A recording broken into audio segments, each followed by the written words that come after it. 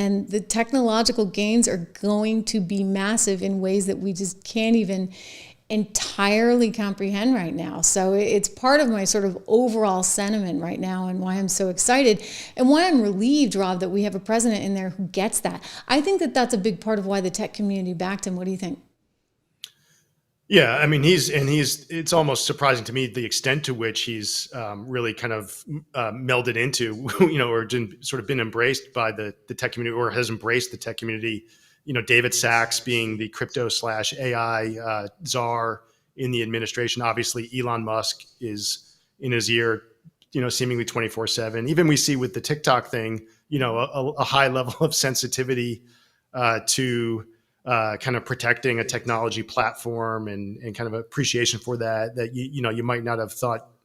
It's a great app, right? I mean, let me see if I can play finish your thought. I may play some sound from Mike Waltz on that, but continue what you were saying, because I think it's amazing how the tech community, which once shunned him, can't get enough of him. I mean, Inauguration Day, you're going to have Mark Zuckerberg, you're going to have the head of Google, you've got Elon Musk, you've got Jeff Bezos, they're all up there seated with the president. It's an endorsement from them. It's also his endorsement of them, right? Saying we're in it to win it. We are the technology capital of the world, and we're going to make sure we stay the technology capital of the world.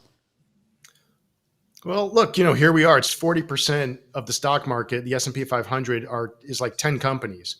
So it's these giant technology platforms. They're the leaders of the U.S. economy. They're the leaders of the world economy. And what does the future look like? It's a competition with China among all nations to have the best technology and to dominate in that space. The winners of the future are not going to be the ones who make the most cars, to be honest, right? I mean, it's not a manufacturing race. It's a high tech race. And Trump understands just although he also understands the importance of keeping the jobs for those that make the cars here.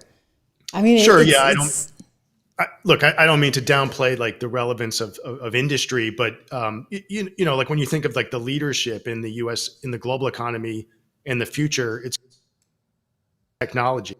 It is. Yeah, no, it is. It's and he values it and they value him because they get that he gets it. You mentioned TikTok. So just a short time ago, TikTok came back online. When I woke up this morning, I couldn't get my TikTok account. Oh my gosh, I thought we had all this great content coming its way. We did, actually. We had a whole bunch of things scheduled.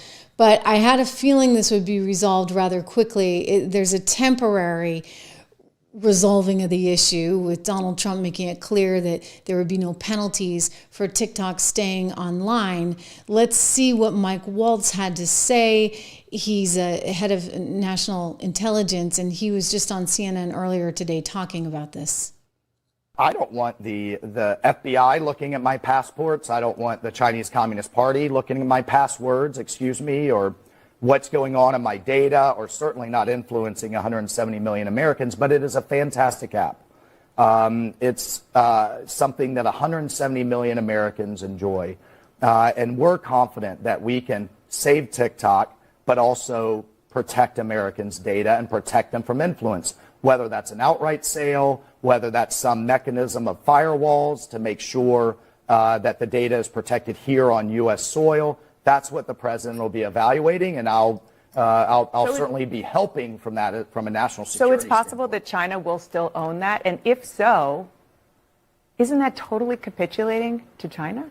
No. It's not capitulating at all. Again, we can do both. Both can be true at the same time. TikTok can continue to exist, and whether that's in American hands, owned by an American company, or whether the data and the algorithms are fully protected from Chinese interference.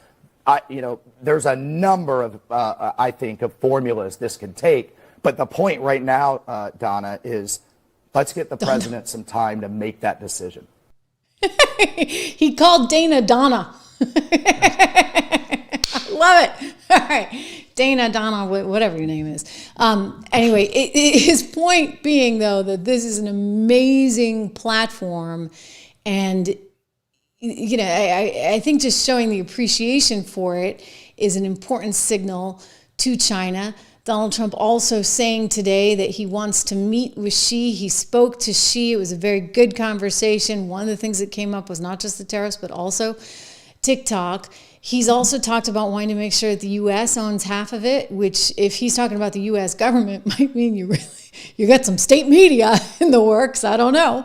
But we'll see. I think that, he's got time on his side. He's got at least 90 days here to play with, and he's going to want to get some kind of deal. We just need to make sure it's the right deal for everybody. But yeah, I mean, all of this stuff is just incredible.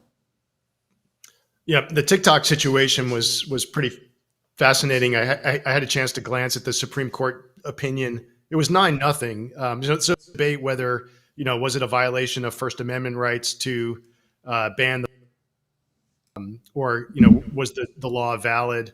And the Supreme Court felt it was pretty black and white. That it was basically because you weren't punishing any particular type of speech. You were just sort of taking down a communications platform that's run by an adversary. Mm-hmm.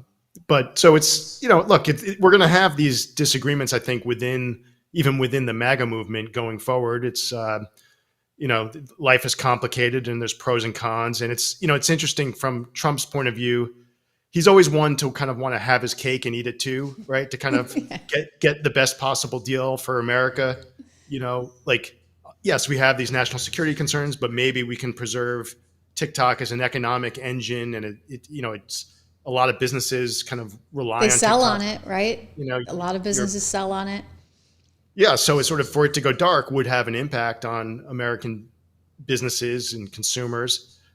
So let's be creative. Let's think outside the box. That's what I love. I'm like, why can't you have your cake and eat it too? In all seriousness, right? If you've got creative enough people, and that's what we've been lacking in government. There's no creative thinking. They're a bunch of just bureaucrats.